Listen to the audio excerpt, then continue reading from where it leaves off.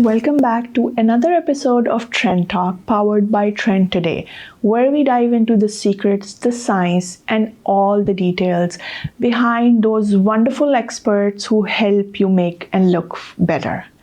Today on our show, we have an amazing person. This episode definitely you guys don't want to miss. We have Aesthetics by Ida here. She is known for her customized facials, treatments, LED therapies. So I'm gonna count them on my hand, but I don't think the things can be counted. If you're battling acne, scars, you want to know about anti-aging, or you just want to know about skincare and you want to know what is it that you're doing right and what is it that you're doing wrong, you need to make sure that you listen and you watch this episode. I'm going to welcome Ida. Hi, Ida. Hi, Atika. Thank you so much for joining us today at our episode. I'm super happy that you're here because you do a bunch of stuff that everybody is very much interested to know about. Thank you. So I'm going to start with, tell us a bit about yourself and your journey, and how did you start with Aesthetics with Ida? Well, that's an interesting story. I really never thought I would be running my own business because I used to work in a lab, right? Mm-hmm. And government cutbacks downsized me, and so I didn't know really what I was going to do.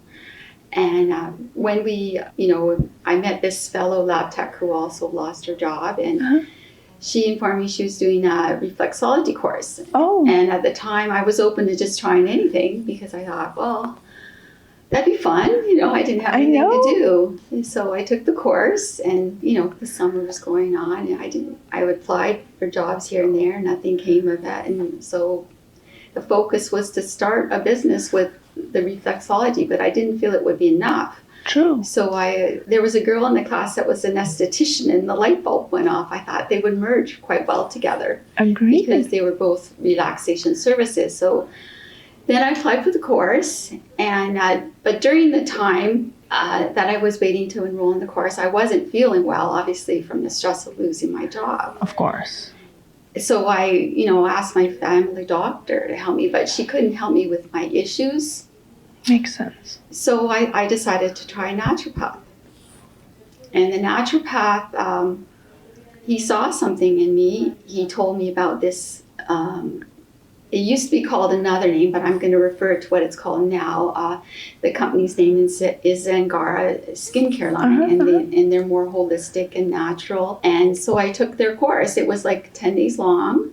Okay. Like I didn't do it all in 10 days in a row, but I drove up to the Etobicoke area and took the courses, and I learned a lot. I really didn't think I'd learn as much from this program, but it opened my eyes to a whole new way of living, really. Tell me more about, you're very known for a lot of customized facials and services, and that is something very important, especially because not all skin types are the same. Not all skin, even I would say aging and acne and everything, they come in different ways for everybody as well, based on their skin, right? Oh yeah. So how do you approach the customization part of Well, you know what, when you've been working for so long, you can just sort of see what's going on with somebody when they come inside, right? True. And they'll tell you issues that they're having. Like I'll say, what's going on with you? And you just talk to people, and so then I just work with them, and I do the facials, and I do peels, and LED therapies as well, if I may say. Included in the facials. Nice. And I do IPL as well. I do skin rejuvenation with IPL as well. Amazing. Based on your experience, one question that I have, and I think is super important, what would you say when people are at home and they're not going to anybody or something? What is essential for their skin? It's not that you need to have 10 products or something, but what is just the essential basics that people need to take care of? Well, you need to be healthy. You need to have a good diet because, really what your skin is projecting what you're eating. True. You need to sleep well. And, stress is a big thing that's not very good for skin. True. So, definitely try and address the stress. True. With either, meditation or whatever, I'm into meditation totally. Oh, I know. I believe a lot in healing from within, because people that do healing energy actually have younger looking skin, and I do that as well. Right? Oh, so I amazing. mean, as far as skincare goes, there's a lot of natural products people can use. There's all kinds of recipes that people can make on their own. Makes if they sense. want something really natural. Makes sense. So tell me about some interesting experience over the course of time that you have dealt with people and your customers. Have you noticed some interesting trends, interesting stuff, mythbusters kind of thing that people do to their skin which they essentially shouldn't be doing? When I do IPL, I ask people to bring in the products that they're using on their face. True. So I know if I can do it, because there's certain ingredients I'm not allowed to work with, because they go against the philosophy of the IPL. And one time this girl came in with a box of 20 things, and I thought, all this? And she does all of that like no, but I mean, and people are buying things for ingredients they don't understand what the ingredients mean. Yes, that is. Do you know, like they're just buying it because they thought, oh, this is good for that, but that ingredient is not good for your skin.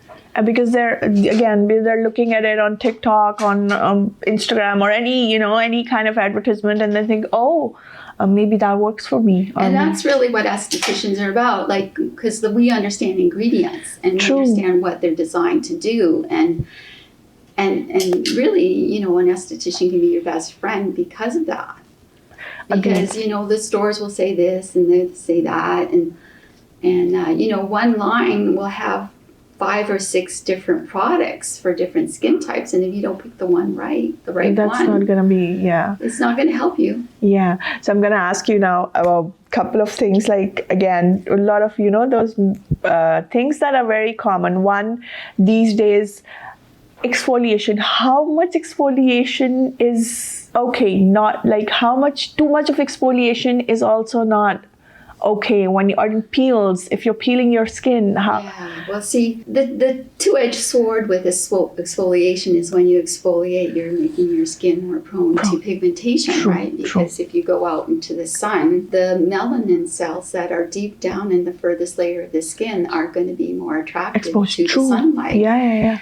And that's a bad thing. People are having to wear sunscreens or makeups to cover it up, and I don't really exfoliate a lot on myself. I rather do the LED therapies. Nice. When I do IPL, I specifically say to people, no peels, I know. nothing, because I know. You're altering the depth of the light that's going into the skin. That makes sense. That makes sense. And exfoliation is good because it does help. What would you say, average? How much is too much? Exfoliation helps the skin rejuvenate because you're taking off that dead skin layer and it's encouraging new growth. I specifically do enzyme peels. Okay?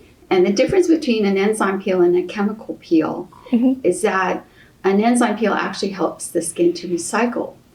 Because it breaks down the nutrients and it helps the skin to reabsorb them, to reutilize to make new skin cells. And the chemical peels are different because it's like a sunburn effect. It's like peels off layers. Yeah, and I was going to touch base on that. Not that like everybody has their own skin types and stuff to do, but it can go a lot wrong with the chemical peel, and I have seen it go wrong, which nice to see.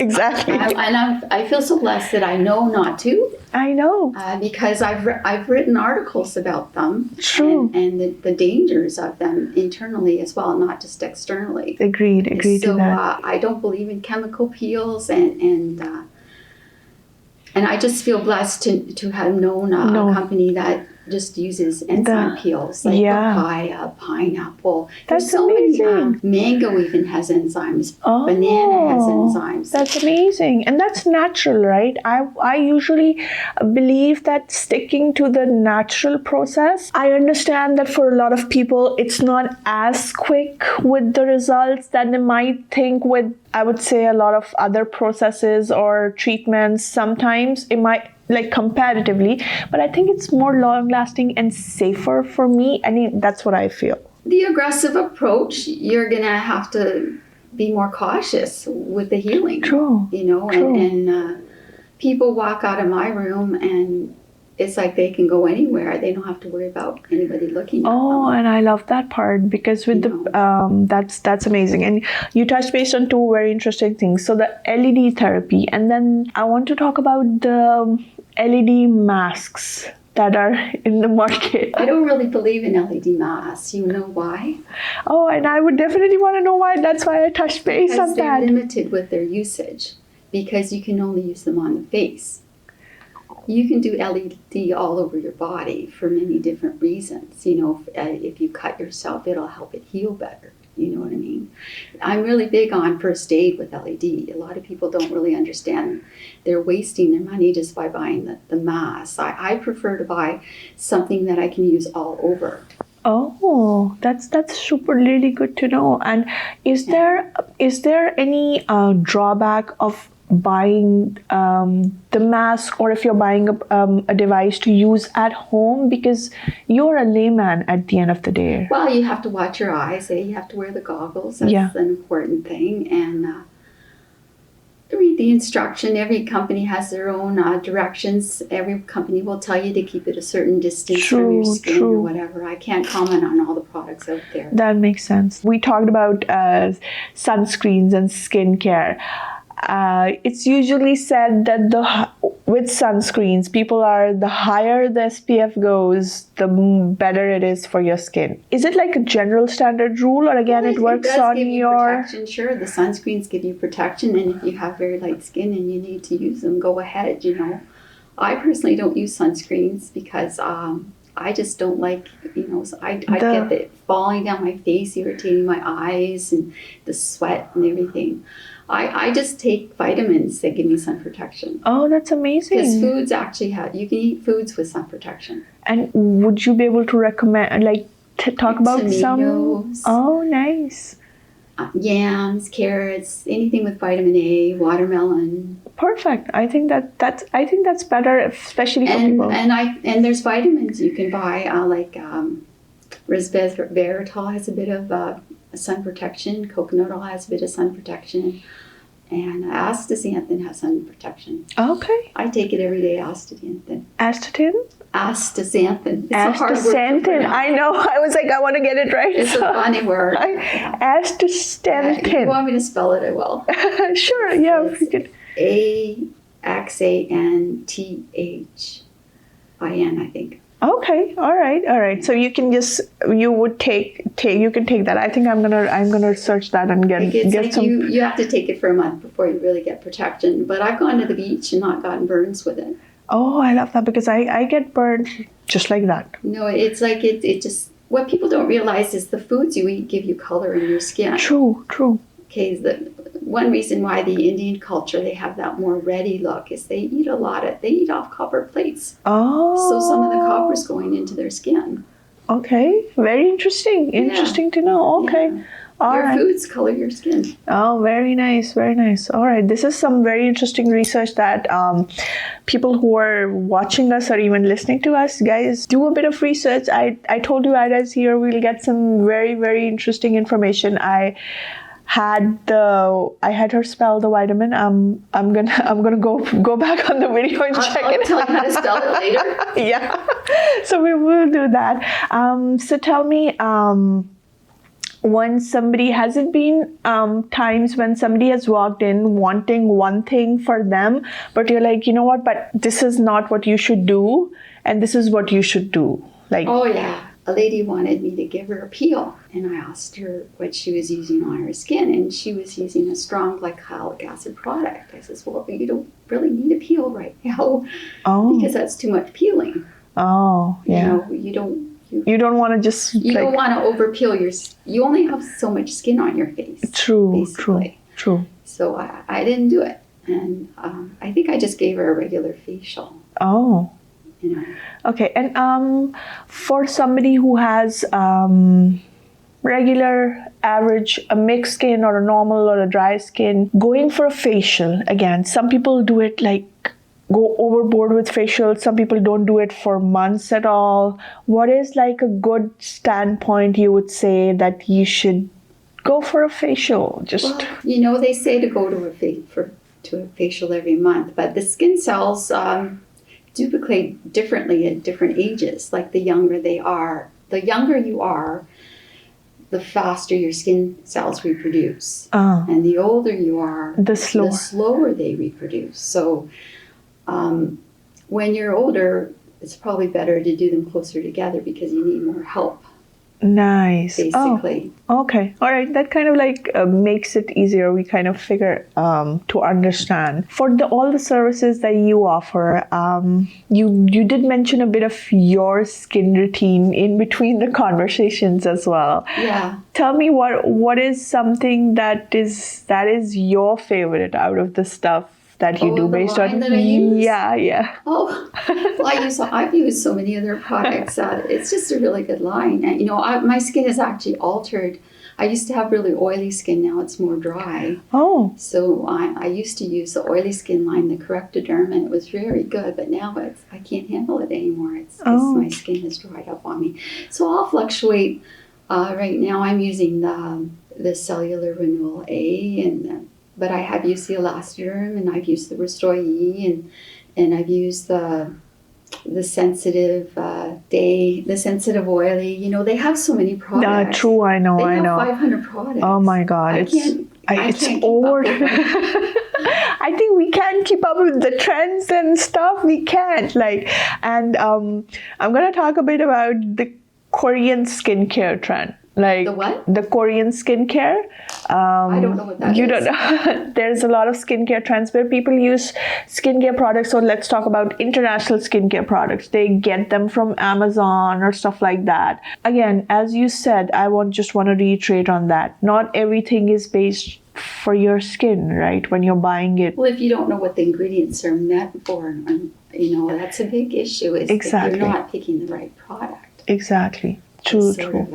Because I look at the ingredients when somebody brings them. I actually look and read them, and so it's like a language for us to understand ingredients. True. And then again, there would be products that complement each other, and there would be products that you should not be using together. Oh, for sure. The chemistry, you can screw up the chemistry, because a problem I see is people will pick one product from one line and one from another. And then they could be screwing up the chemistry without using them both. Like vitamin C can go bad on you. It can oxidize. I never realized that. Yeah. If it goes brown, throw it away. It's going to cause you trouble. Oh, okay. I had this one client. She, I just thought, what is this? Like the bottom of her face was a lighter color than the top. It's like it just had discolored. And I gave her a peel, and it really did improve it. Like it made it more even color. Okay. And then I started talking to her, and I says, well, she started telling me about what she was doing. She said, so sometimes I use vitamin E, and sometimes I use vitamin C. It's more like sometimes I like the mango flavor, the strawberry flavor. She's using this vitamin C that she's had on her shelf for 5-6 months, and it has to be kept refrigerated to preserve it, because it does oxidize. Yeah. My company does not have a vitamin C product because it's very unstable. Oh, okay. So that could be one of the reasons. All right. It's very unstable to light and air, and they just don't do it. And I'm glad they don't do it. And people are buying it and thinking that, vitamin C is really good for your skin, but they don't realize that it does oxidize very quickly. True. That makes sense. All right, there's one combination that a lot of people use these days: hyaluronic acid and then rosehip oil seeds. Those are good ingredients. And then I wanted to ask you, is there anything when you're going with acids or oil seeds, again, can you mess up the chemistry there? Or well, hyaluronic acid is a safe acid for hydrating the skin. It attracts water. Mm-hmm. It's not like a glycolic acid. It's a whole different thing, Perfect. Okay. And rosehip is very good for your skin. Okay. So I don't think you'd mix those two up. That's good to know. Good to know. Okay. Tell me, over the years, have you come across some common thing that you would tell people to stop doing at home? Like, please don't do this at home. This is not good for your skin. Well, Maybe one, I hear two, whatever. people talking about wearing eye, when people put on their eye moisturizers, eye gels or something like that, and they'll put it on right before bed. And I says, well, that's not really good to do that because, the eye area is just going to get puffier because you're putting it on at a time when your circulation is slower. Uh-huh. And you really should put it on about an hour before you go to sleep. Oh, okay. Or in the morning. Oh, nice. Because you want to put it on when your blood is circulating and it can distribute it. Because the eye areas will get puffy if you put on moisturizers close to bedtime. Close to bedtime. And then, as a layman, what I kind of understand, this is like a very thinner. It's thin skin, yeah. Yeah, thinner than the rest of the face. So, again. I don't put eye moisturizer on at night, just in the morning. Yeah, I don't know, that's good to know. When we talk about the things that you do and the product lines that you use, is there something exciting coming up, something that you're adding on to your product line, something that you're interested to try on or in your services? She gives me free samples here and there and lets me try things, and sometimes I'll let clients try them, and sometimes, that's all I can say really. I do so many things. I'm at a point in my life, I don't really want to add anything on. Makes sense. Because and I'm near the end of my career really. Right now I like learning more. I like reading a lot, and that sort of helps fulfill me. Just keep learning.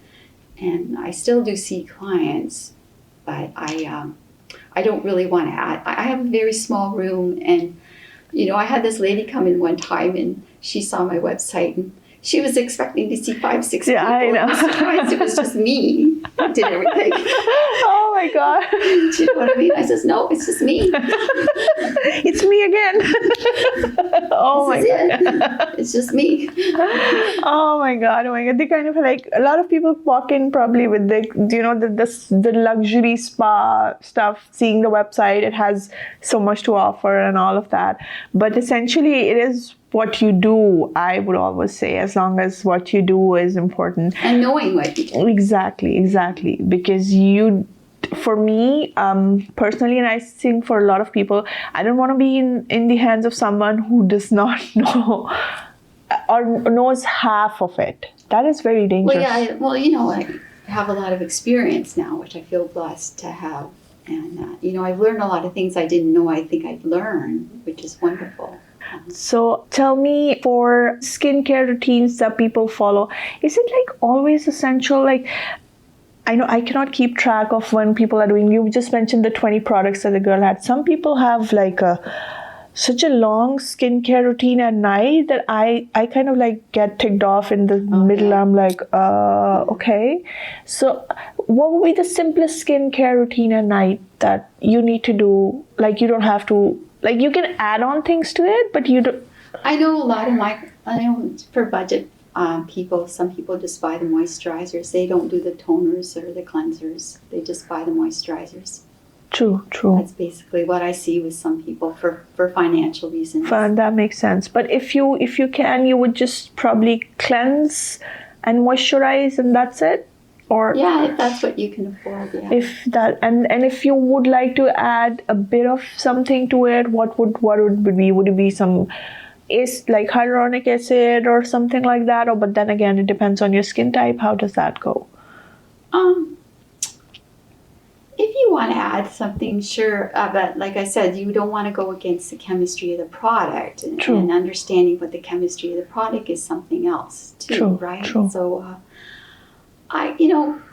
There's all these people that buy a bottle of this and a bottle of that. I saw one line, they'll have the zinc and niacinamide. Yeah. I've seen that too. And then they'll have vitamin A and vitamin C and vitamin E and then all these little bottles. And I thought, why? Why are they doing that? You know what I mean? It's just sort of like it's not complete. It's just, they're just getting 2 ingredients rather than getting a product that has everything. That has everything. In one. Oh. Do you know what I mean? Yeah. And I think I'm the kind of person who would love that product that has everything in one instead of having 10 things that people tell me, okay, put this, now this, now well, this. You're saving shelf space, really. I know. And I'm like, okay. And then kind of overwhelming for me. I'm like, okay, 10 things now. I'm just... Yeah, I just don't... they're really making a lot of money with those products because it's a very dilute solution of, I don't know what the dilution is, and then they're just putting minimal amounts of... in those little bottles. Yeah, I agree. And they think they're getting a deal because it doesn't cost very much, but it doesn't cost very much because there's not much in it. Oh, and it's diluted, right? And then people think I think this is kind of like a myth. When we're getting a small bottle, people usually advertise it like it's gonna last long and you just need this much of product. And you're like, oh my God, it's this much, but it's like so much product concentrated together kind of thing, how advertising works. Yeah, but I'm just talking about the little bottles that have the 2 ingredients. Yeah. True. I just don't get why people buy that. True. Anything that you would recommend as a skincare routine for younger people who their skin is just like you mentioned, their skin regenerates rapidly and stuff. Anything that you would recommend that you see a trend as in younger people that you would say that please don't do this too much? Well, I hear there's 10-year-olds doing Retin A. I know. Yes. It makes me very sad to hear that because I actually wrote an article about Retin A. It took me 5 months. I researched it. Because amazing. I wanted to prove what I had learned in my skincare course. Because in my skincare course, they were saying that it thinned the skin out, and that it just wasn't good for the skin. And I didn't have time to do that when I was working my earthy career. But later on, I thought I'm going to research this. True. It took me months to research it. The first thing I researched was how does synthetic vitamin A absorb in the body? And then the second thing I researched was how does the real vitamin A absorb in the body? Mm-hmm. They're not processed similarly in the body. Oh. Okay. That's the first thing I had to get out of the way. And then the next thing I researched was... I just looked at all these different websites, and some people were saying it accelerated, it speeds up skin growth. Yes, it does. But a problem with that is because it speeds up the skin growth, it's like when you're doing something too fast, mistakes happen. Okay? Makes sense. The cell reproduces itself so fast it doesn't get to the mature stage, which gives sun protection. That's why it's sensitive to the sun. It's a photosensitive product. Oh. People have to wear sunscreen when they do Retin A. Oh. Because it doesn't get to that mature level. Yeah, makes sense. And then for me, always like you mentioned, Retin A is something that you would be using at a later stage of your, like that's what I understand. A lot of people use it when they're in their 40s or 50s or something like that. Yeah, you hear people doing that. But the younger lot that you just mentioned, I don't know why these 10-year-olds are doing that. They don't need that. It's like they're under this I have to look good thing. But why does a 10-year-old worry about that? Oh, that's not right. Yeah, I would agree to that. I think it's like this, what is society doing to the children of the world? They're making them worry about doing something like that. True.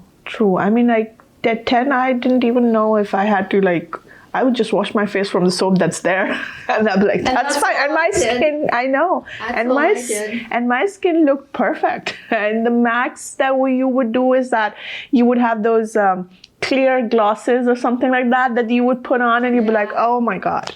Yeah. I look gorgeous. Yeah. No, I just makes me sad to hear that young kids are doing this. True. Don't do it. I agree to that, 100%. No, that like I said, for a lot of things, you have to look at your age. And then for me as well, I love the fact that you mentioned about the food. I think that you can drive a lot of stuff from food. You don't need to, You can add products and stuff, of course, to your routine, but the important thing is how you sleep, what stress you have, and what you eat. Oh yeah, for sure. Yeah, like having a good diet. Exactly. What we learned in our course was people with oily skin, they have to be more sensitive with acidic foods because oily skin is more acidic. Oh. And people with dry skin have, more alkaline skin, so they can handle the acidic foods better than the people that have oily skin. You also mentioned when you're what you're eating in, you can have metals transfer from what plates or whatever you're eating in, right? Yeah. So ideally, what would you recommend? Now, this is a little off the skin topic, but when people eating food, we see a lot of plastic being consumed these days. People heat in plastic, people microwave in plastic. They're endocrine disruptors, the plastics. They talk about the BPAs and the phthalates and stuff like that, and they bind with your endocrine receptors and screw you up, basically. So you have to avoid putting plastics in warm places. Don't ever cook with plastics. They're saying not even to drink out of plastic water bottles. Yeah, look that's how true. many people do that. Yeah, that's so it's true. It's better to have a water filter in your home. True. I agree to that. I don't really do plastic water bottles too much. I prefer just to, put the filter just a filter, in the house. I agree to that. It's like a one-time thing, but it's good for your health. Oh, for sure. And that's important in the long run.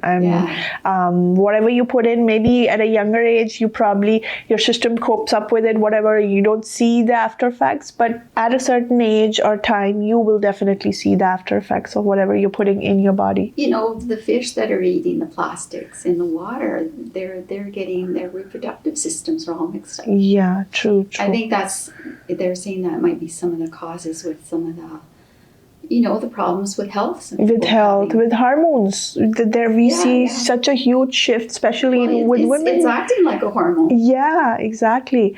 You've done so much research, and I just love the research and the papers. I would love for all our viewers to read your papers too. Is there are they congregated on your website, or are people able to read them through your website? I have a blog, and I do have links to my articles on my blog. Amazing.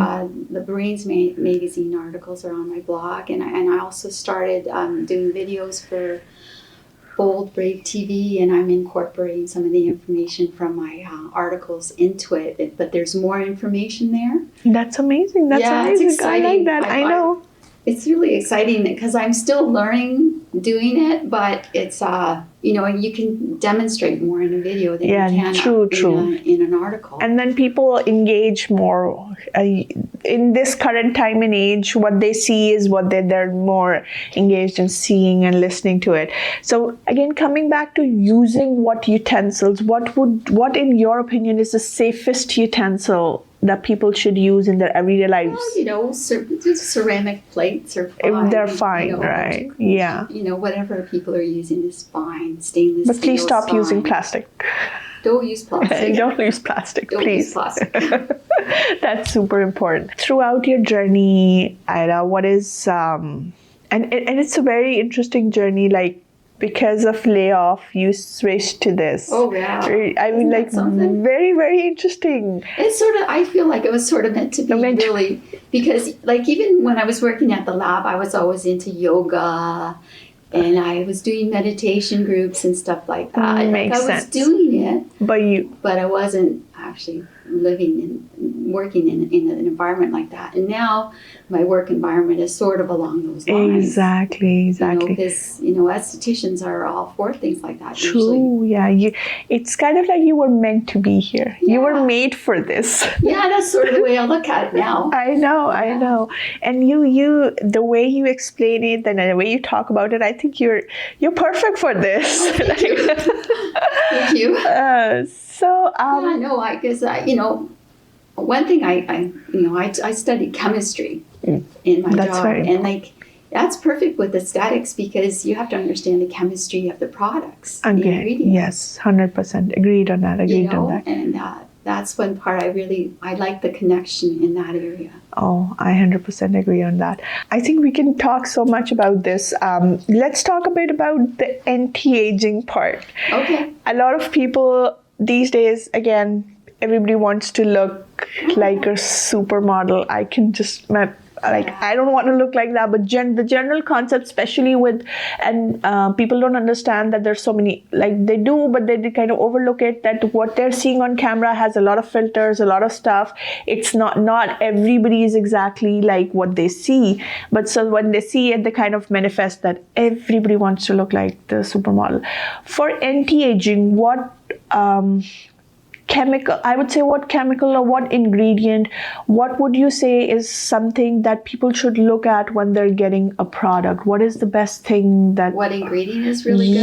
Yeah. Vitamin A and vitamin E are very good. There's so many foods out there, people don't realize that you don't want just one vitamin.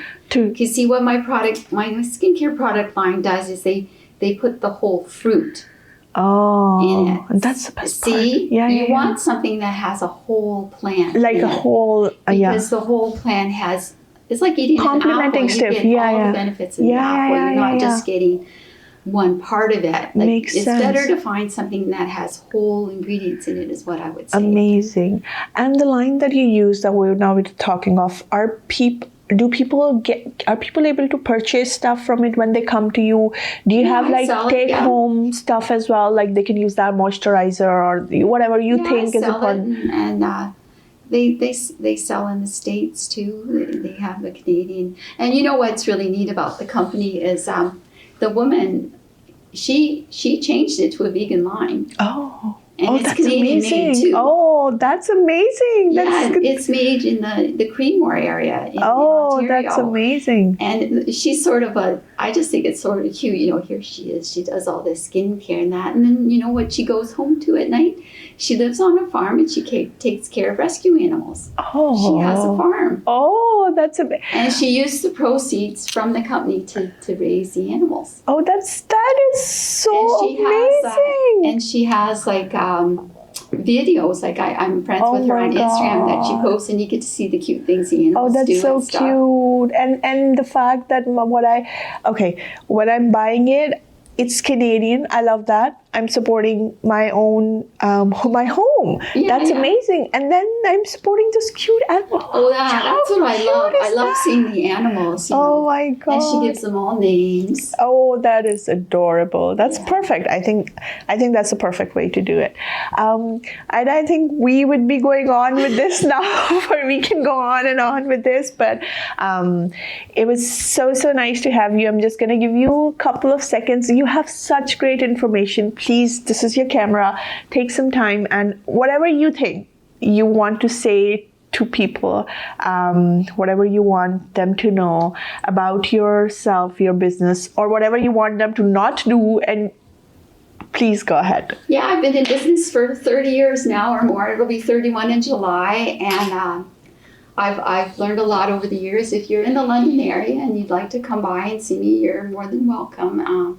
I work from the home on 1481 Kalele Road, London, Ontario. And if you're interested in learning information, I have started, I have a podcast with Bold Prey TV, and you can listen to the information for free there if you don't live near me.